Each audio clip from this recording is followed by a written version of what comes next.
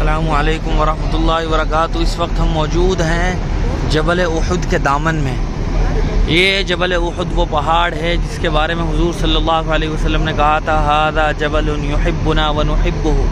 یہ احد پہاڑ وہ ہے جس سے ہم بھی محبت کرتے ہیں اور یہ ہم سے محبت کرتا ہے۔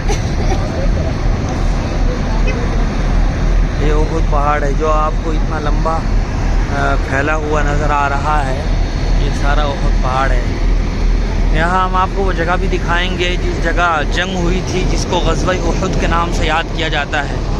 غزوہ احد تاریخ اسلام کا دوسرا بڑا مشہور معرکہ ہے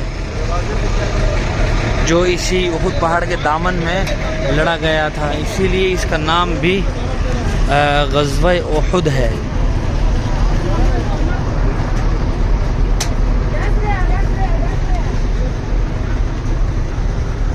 اب ہم دیکھیں یہاں حکومت نے ماشاءاللہ بہت ہی شاندار مسجد بھی بنوا دی ہے، اس کے قریب میں ایک مدرسہ بھی بنوا دیا ہے، اور یہ جو آپ دیکھ رہے ہیں یہ سارا فرش بھی حکومت نے بنوا دیا ہے۔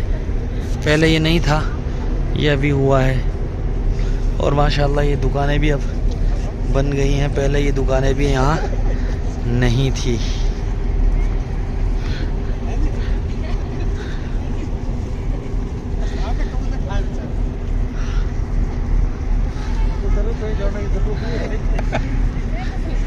یہ دیکھ رہے ہیں یہ چھوٹا سا کھجور کا باغ بھی ہے یہاں پر، ماشاءاللہ بہت اچھا لگ رہا ہے، بہت ہی خوبصورت۔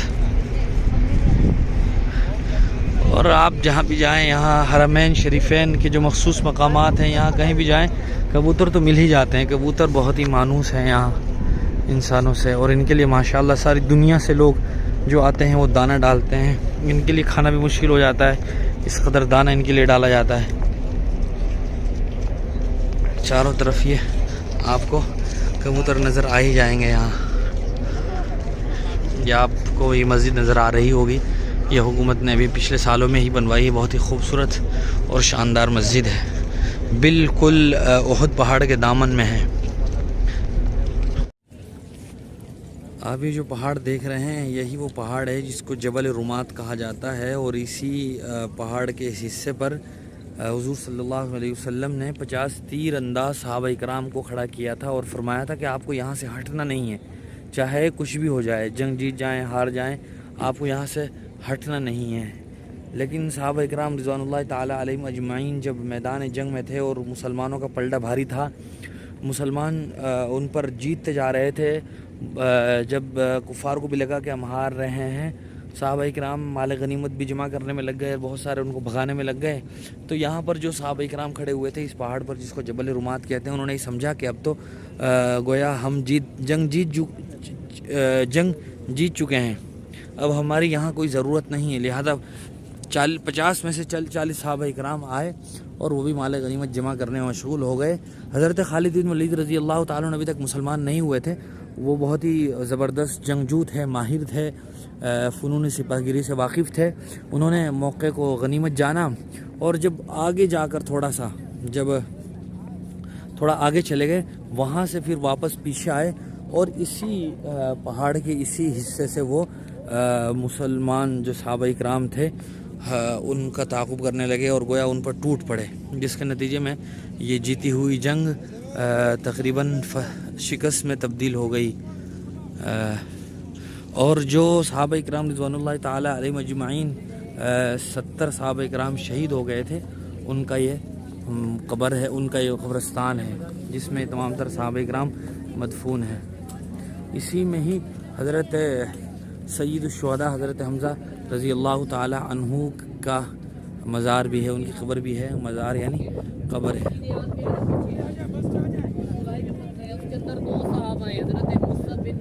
حضرت عبداللہ بن جیش رضی اللہ تعالیٰ، دو صحابہ، یہ جو سیدھے ہاتھ پہ پتھر دکھ رہے ہیں نا اس میں ہے، ٹھیک ہے، اور جو الٹے ہاتھ پہ ہے یہ حضور کے چاچا کی قبر ہے، حضرت سیدنا امیر حمزہ رضی اللہ تعالیٰ، جہاں پہ کبوتر بیٹھے ہیں، ٹھیک ہے۔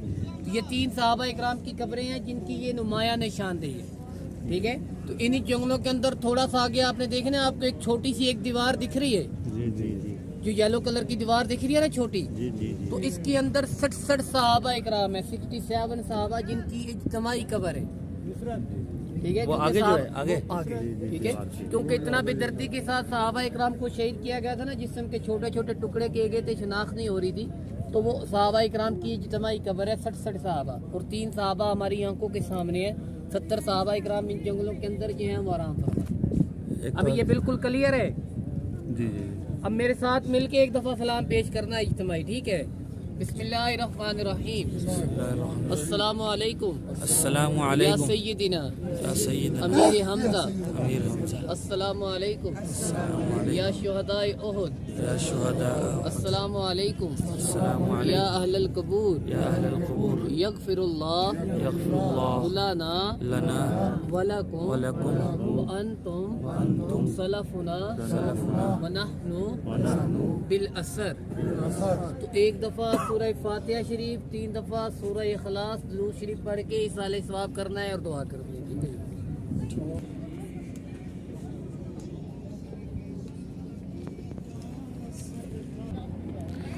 یہ وہ جبل رومات ہے جو آپ کو سامنے نظر آ رہا ہے۔